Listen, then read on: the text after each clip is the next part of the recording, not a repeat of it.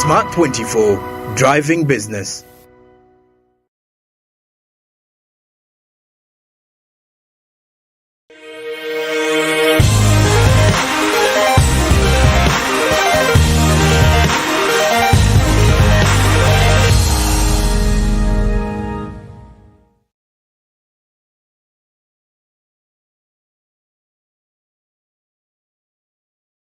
Well, it is good that you are still watching the Policon. We discuss politics and economics here on Smart 24 television. Mainstream is channel 320, that is for the GOTV, and of course for DSTV is channel 372. You can as well get us on free-to-air decoders.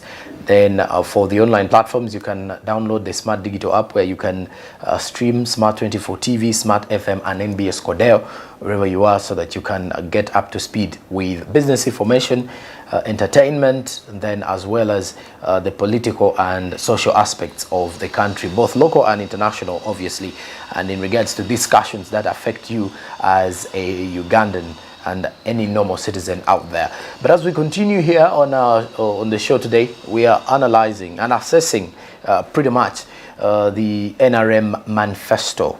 How has it performed?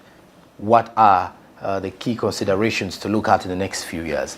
Where have the setbacks come from? How has government responded? We've been looking at most of that in our first few conversations that we've been having in the first two parts of the show today. And of course, as we're continuing and summing it up all in regards to our conversations today, we want to at least look at the projections of the future. Not only the projections, but also the lessons that we've learned that are not supposed to be repeated. At times when you learn something, it may be important for you to redo it again or go away from it because it may be a setback. But for those that have actually helped us grow, they are the things that we will continue doing in order to ensure the progress of our country and development. Because as we speak of the manifesto, we are entirely looking at Uganda's development, because this is where the entire programming is set to ensure that you as a Ugandan can benefit from every little thing that the government provides, and how fast you as what you could say, you are a voter. Of course, these are things that you're supposed to be enjoying as a Ugandan citizen. Well, Mr. Bashasha, when you look at the issue to do with communication and public awareness, you did mention the fact that with the help of the Ministry of ICT, you've been able to at least ensure that the public is aware. And of course, you mentioned something to do with you really need to make sure that at least the entire country now gets in sync with the same movement, or what we could call in the same bus that we are all moving in currently. So when you look at that, what mechanism do you think can be employed in the next few years to ensure that this is a success? Well, like I said, we are still in discussion with the Ministry of ICT, which is the national agency for communication. And we want to work together and see how best we can up this game of government communicating, especially on its achievements. And if there are any challenges, that can also be communicated. So I think till then, when we have come out with probably what kind of mechanisms and frameworks, we should be able to again engage you people in the media industry, because you are also, it is through you that we are able to reach out in another main way or another highway which we can use to reach out to our citizens. But I think this idea also of appreciating some of these things should actually start right away from when the citizens are, when the candidates are even offering themselves at that material time. You know, some of the people don't read even these books and know that, oh, this is why I'm supporting this and that. So we need to also ensure that people appreciate the ideas that we have put to them and how far we have gone on them. Because some people think some deliverables that are happening are individual, because they are being claimed by individuals, and forget that these are promises that had earlier been made by the party that they supported. And then after that, we need to really work on the the robust way of making sure that information is regularly disbursed. I have also been having this challenge within the civil service through the civil service standing orders, which restricts some categories of officers to talk to the public. But I think to me this is another way of not being fair to why we are even in these offices. Because now it is an information age. And then we need also a facilitating environment that should allow us as people who are in charge of these businesses to communicate as regularly and as soon as possible, so that we don't create these gaps for purposes of being exploited by either negative forces and they bring in some other stories, and then we become reactive. We always on this business of being on the defensive. No, they didn't mean this. No, they meant the other one. But if it was clear from the word go, even that thought of somebody coming up and trying to distort information would not arise. So that is as far as this issue of the strategy you are raising here. Okay. Yeah. Well, when you look at the analysis of what we've been discussing in regards to assessing the performance or the implementation of the NRM Manifesto so far, what are some of those lessons that have been identified that you feel we should not get back to the next term or in the next 3 years of this particular? I think at the moment we already committed on what we are supposed to deliver. So I think the key requirement here is now how we up our efforts in as far as making sure these deliverables are done. And that would mean that we need to address the efficiencies and effectiveness of all the implementation chain. And government is also trying to solve this through program approach, which is being advocated by the NDP3, so that you don't have these MDAs working in isolation, and then it's like we are from different governments. Yet it is one government with different departments, but we don't talk. There is lack of integration. So everyone is on their own. Now this is being solved, although it is beginning with this within this plan NDP3. It's a very good idea where now you look at a given output and then you look for those who are implementers along that chain to realize that output, and then they work together under a given program so that each of them is able to make a contribution as far as that output is concerned. But when there is synergy and concerted effort, rather than somebody sitting somewhere is working on this, then also the other issue is to strengthen the coordination aspect, so that sometimes certain outputs or certain intended deliverables require different players, but the coordination there, the whipping of the coordination is very, very critical. And this was also very well ably proposed by NDP3, how it can be strengthened. And then the issue of the results and performance, and then actions taken on those who are non-performers. This will also be solved by the Apex approach to some of these issues in government. And like you said, of course, some of these problems need to be addressed right away as we probably craft these ideas. First of all, we maybe need to quantify more of the ideas we have so that we don't leave them qualitative. So for easy measurement and be able to assess ourselves and say I've moved from point A to point B. Because largely the manifesto is an output document and largely qualitative because it's more political than economic. So, but we need, I think, to take it a step further to start quantifying. If we say within this term, let's come out specifically and say these kilometers, and we are able to cost it and be able to say, have resources been provided? Yes. So what failed us, or if there are any other success factors that could accrue along the way. That would also be very good. I think largely that is the issue of communication, the issue of synergy, working together as government, and also, like I said, to reduce a manifesto from just being a wish list to a manageable and realistic, targeted. Yes. Because I wanted to ask, how can the government ensure better alignment of between the manifesto promises or what has been promised to the Ugandans and the actual outcomes in the future policy agendas that are set? The outcomes, you see, we have another level of looking at that, and what we are raising now is impact. Okay. So if we have done this, what has it, how has it impacted on the Ugandans? country? We have done so many kilometers of roads. How does it impacted on business or in economy? Or we have done these schools, how has it impacted on literacy and whatever? But you see, those programs and projects can only be, you can only do an impact evaluation after like 5 years.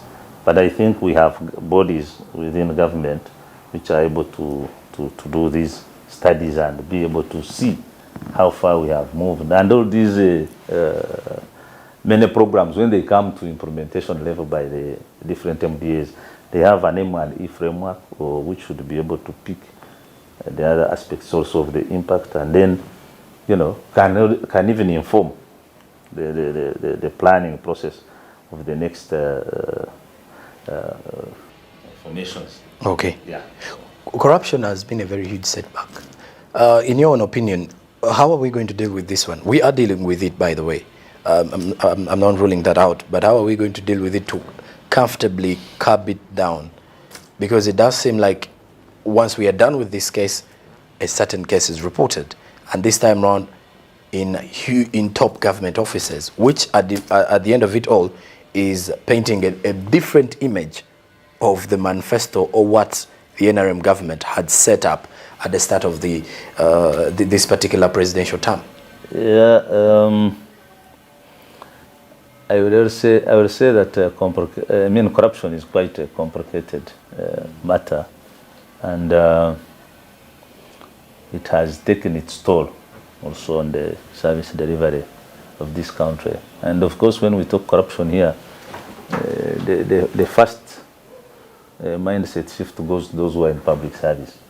But I think also every person is getting themselves into driven into the same basket now. Affected by this. So to me, the solution does not lie in the finger pointing, the blame game. You know, the president has failed, the police has failed, the judiciary has failed. I think the IGG has failed. So the question should be us as citizens. This is an enemy of the state. We should declare this as an enemy of the state. Like you say, hey, we have been attacked by measles. How do we deal with that how now? Do we, or like we had COVID here, how do we collectively, nationally fight this problem? So that will now invite individual actions. Me as well, what is my contribution to this solving of this problem? And you'll find that most of these problems, before they start, somebody will have done something with somebody, then it results into what we are witnessing. But if somebody had this consciousness of saying, no, I'm not going to do this because this is not good for either my society, my community, my office, my country, I think to me, largely this is to do with a conscious challenge than all this we have done. Because the president is very committed, he's been very, very committed, and he has declared many times that he wants to make corruption a very risky business, of which he is slowly doing, although we may not want to believe. We have put some, what I would call infrastructure, the institutions, the structures, the mechanisms to fight it. Now, I don't know whether this I should call it a software of how we can now bring a software of consciousness within the citizens and say, all of us as Ugandans, we can only be united by this, as a national value system of saying we can be united by standing together against this monster that is eating us up. That would be my personal view. Lastly, Mr. Bashasha, let's talk about mindset change, especially among the young people. Our population is filled up with us, the youth, and at times we are so hungry for quick money, and we are not ready to be patient. And this is why that has actually led to the high crime rate and everything. I think the mindset change agenda by the NRM government is focusing a lot on, let's say, creating room for these people to understand the manifesto. But then are they in sync with what is really happening in the world, and what are we going to do to ensure that they are moving in the same train with at least our elders? Yeah, of course, as a country, we have had a challenge of political and economic and social breakdown that was occasioned in the 70s and early 80s. So we have had this kind of breakdown where, you know, and then through that, some cultures emerged, and which also shape the way probably we want to take life. Some of them are shortcuts, you know, now it's like nobody wants to go through the right way. There is a shortcut mentality to everything, which is called okuyiya. How do I, you know, how do I break circumvent around this and then be able to get here? This has also birthed other values, okukura, the two things. And they appear normal. You see, you need to study these things and understand where does this emerging, where is this emerging from? What is, why are people happy? We've adopted all cultures. You understand? So these are cultures that are emerging, and which tend to reinforce that bigger mentality of shortcutism. So it is a huge challenge for the country, and I wouldn't want to say it will be solved politically. It's quite also an effort that requires maybe in the families, we talk to our children, religious people, how they can also be part of this mindset change.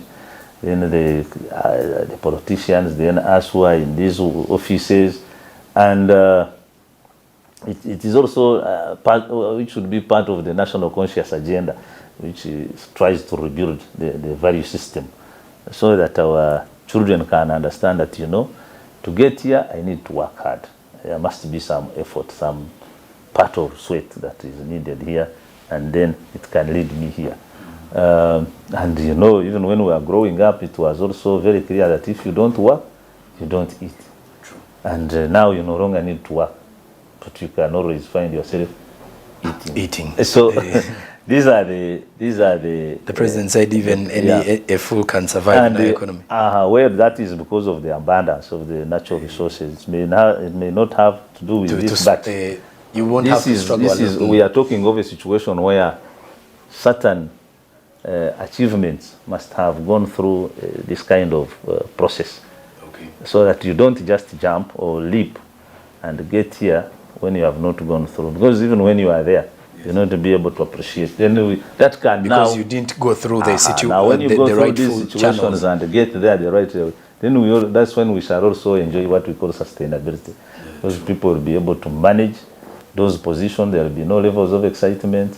You know how you got there, how hard to sustain you can guide. You can even mentor those who could be a bit scattered, so that they are aligned. So it's I agree that it's a huge responsibility which we need to look at, but not only to leave it to say government or politics or politicians will solve this for us. So the young people need to appreciate this and understand that there is no shortcut to create that mindset within them. But like I said, the mindset issue, I don't want to attribute it to even a certain cluster of our society. It is a cross-cutting issue. Even us, we have a challenge of the mindset. That's why some of these problems are still existing. Because probably if our mindset was different, it would be, but we need to start and give account to that. And I'm happy that it is one of the pillars of the PDM. So at that level, if we can be able to be positive, and then our communities are positive about this, should be. Maybe associated with this is also to strengthen what we call the national guidance area. Okay. So maybe to come out stronger and see what are the values that we can have as a country. Okay. Your parting shots as we are winding up with our conversations today, which should as well include some of your own recommendations and projections in the next few years of this particular presidential term. I think I have covered most of the recommendations in the conversation. I will only wish that, like we have said, that it's my wish, somebody who has been seeing or whipping this implementation, to see more Ugandans coming to support the uptake. The advocacy is on uptake, especially these government-designed programs that are trying to help them come out of where they are to go to another level. You know, the role of government is to create a facilitative environment for citizens to play their part. But where government goes an extra mile to come and knock at your door and say, we have these seedlings, we want you to get out of poverty, we have this, we have this. So to me, we need to shift this from political support and work hard and say, how do I take advantage of this support, this government program, to turn around my income at a personal level, to turn around my income for the household level. So that would be my key recommendation. And of course, to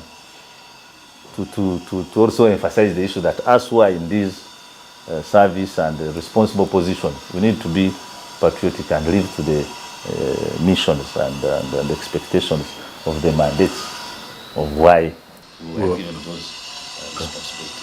Okay. Yeah. And of course, sure thing there, you've actually had it from, that is the director, manifestation, the Manifesto Implementation Unit, that is Mr. Willis Bashasha, as he was breaking down for us the Manifesto implementation and assessing the analysis, the lessons, of course, what needs to be done, what has been done so far, what we need to be patient with, and of course, what we have been able to at least look at and be proud of the fact that, well, within the few years as we are securing our future, there are lots of things to be grateful for, but as well creating sustainable wealth for all of us as the country. And well, of course, that has been the Policon this time round. And of course, on this episode, like I mentioned, we've been assessing the NRM Manifesto implementation at the backdrop of the end of the Manifesto week, which was ideally looking back and assessing the first few years of this presidential term and how fast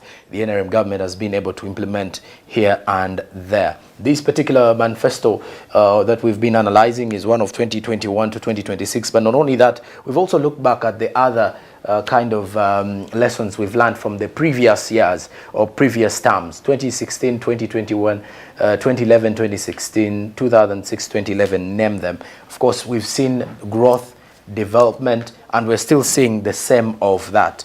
And of course, for those who've missed where we started from, the YouTube channel is there, Smart24 TV. Remember to subscribe as well to get notifications of such programs that are aired here on the station. But besides that, socials, Twitter, Instagram, Smart24 TV now. Our website is www.smart24.tv/news for both local and international real-time business stories. And then also remember, mainstream GOTV is channel 320, DSTV is channel 372, and it's where you can definitely get us, and also on free-to-air decoders. So till next time, when we will be talking more politics and economics in the country, this has been Policon, and I'm Jerome Paul Sonko, your host. Till then, goodbye.